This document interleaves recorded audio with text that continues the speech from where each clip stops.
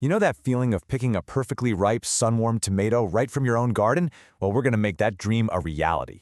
In this explainer, we are going to walk you through every single step, from a tiny seed all the way to an incredible, delicious homegrown harvest. Let's get into it. So here's the game plan. First, we're going to choose your tomato type. Then, we'll get into starting those seeds the right way. After that, it's all about turning that seedling into a strong plant. We'll cover planting, feeding, and support. And finally, we'll tackle how to solve the most common tomato problems. It's the whole journey right here. All right, Section 1. Choose your tomato type. And honestly, this is probably the most important decision you're going to make. Your success starts way before you ever get your hands dirty. It all comes down to picking the right kind of plant for your garden and for what you want to do with all those tomatoes. So you're going to see these two words on seed packets, determinate and indeterminate. They sound kind of technical, right? But don't worry. All they really describe is how the plant grows, and getting this straight is absolutely key to making sure you get the kind of tomato harvest you're actually dreaming of. Okay, so let's break this down. On one side, you've got determinate tomatoes. Think of these as the compact, bushy guys. They grow to a set height, maybe 3 or 4 feet, and then bam, they give you all their fruit in one big burst over a few weeks. This is perfect if you're into canning or making a giant batch of sauce. Now, on the other side, you have indeterminate tomatoes. These are the wild ones. They're vining plants that'll just keep on growing, sometimes over 10 feet tall, until the frost hits. They give you a steady stream of tomatoes all season long. So if you're dreaming of fresh-picked tomatoes for your salads every few days, this is your guy. Okay, Section 2, starting seeds the right way. You've made your choice, you've got your seeds, now it's time to actually get planting.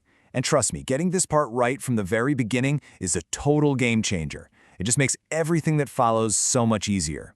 You know, we could just guess how deep to plant a seed, or we could look at the actual data.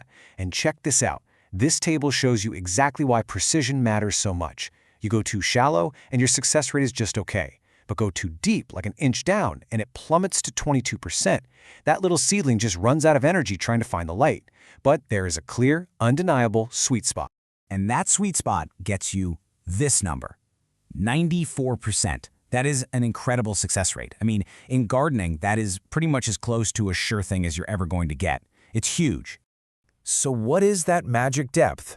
It's right here, 1/4 of an inch. That's it. So simple, right? If you remember one thing from this section, make it that.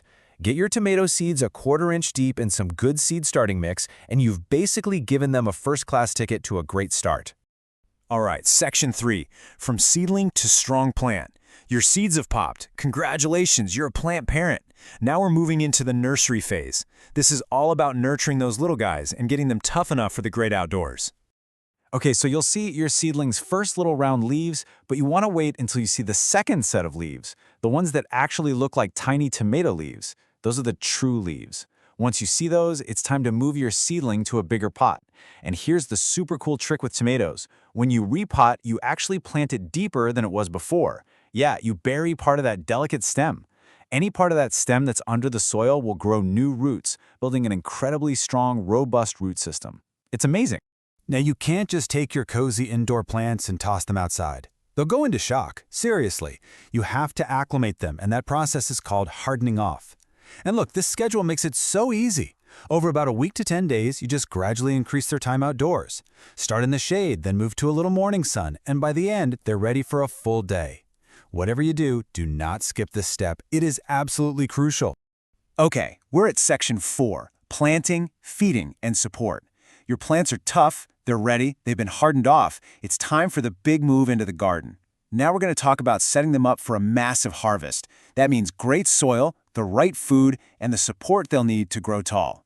You know, amazing tomatoes really start with amazing soil. And that's not something you do on planting day, it's something you plan for. Ideally, you're starting a couple of months out. First, you want to test your soil's pH. Then, a month or so before planting, you're going to work in lots of good compost. And finally, right at planting time, make sure that soil is warm. Get a thermometer in there. You're looking for at least 60 degrees Fahrenheit. Your plants will thank you for it. All right, let's talk about something that confuses a lot of people. Fertilizer, right? You walk into the garden center and there's a whole aisle of different bags, boxes, and bottles. So what's actually the difference between them all? It really just boils down to two main types. You've got your slow release, which is usually granular. Think of this like a full-course meal. You mix into the soil when you plant, it breaks down slowly and feeds your plant all season long. Then you have the water-soluble or liquid fertilizer. This is like a quick shot of espresso for your plant. You mix it with water and it's available immediately for a fast boost. A lot of gardeners use both, a slow release at planting and then a liquid feed once the plants start producing fruit. Last section, number 5, solving common tomato problems. So you've done all this work. Your plants are in the ground, they're growing. Now we need to play defense. Let's talk about how to protect your investment and keep those plants healthy all the way to harvest. And honestly, this quote from Gardener's Path just nails it. Prevention is your best bet in the battle against all of these diseases. It's so true. Being proactive is way easier than trying to fix a problem once it's already taken hold. It's all about creating a healthy environment from the start. Okay, let's look at the two big ones you're most likely to see. First up is blossom end rot. You know that ugly dark spot on the bottom of the tomato? That's not a disease, it's a calcium issue, usually caused by inconsistent watering. The fix is simple, consistent moisture is key.